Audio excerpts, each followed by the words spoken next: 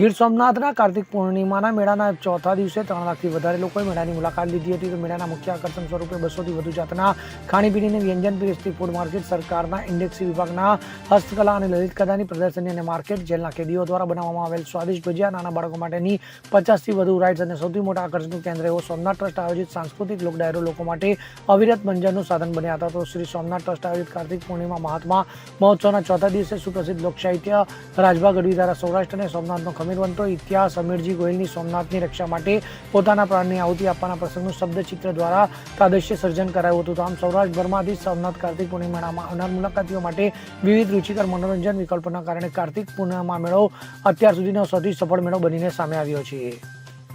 આખો એ પંથક જેની આતુરતાપૂર્વક રાહ જોઈ રહ્યું હતું એવો આ સુપ્રસિદ્ધ કાર્તિક પૂર્ણિમાના મેળાનો આજે ચોથો દિવસ છે. ત્યારે મેળામાં 3 લાખથી વધારે લોકોએ આ મેળાની મુલાકાત લીધી છે.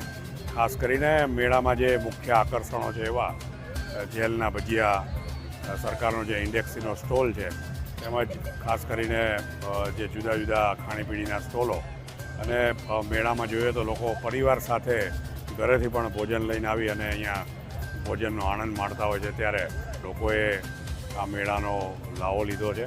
આજે રાજભા ગઢવીનો સાંસ્કૃતિક કાર્યક્રમ હતો ત્યારે પણ મોટી સંખ્યામાં લોકોએ આ કાર્યક્રમ માણ્યો છે. આ સમગ્ર મેળામાં લોકો આનંદ લઈ અને આ મેળાનો ચોથો દિવસ આજે પૂર્ણ થયો. દીપક જોશી સાથે CN24 ન્યૂઝ, ગીર સોમનાથ.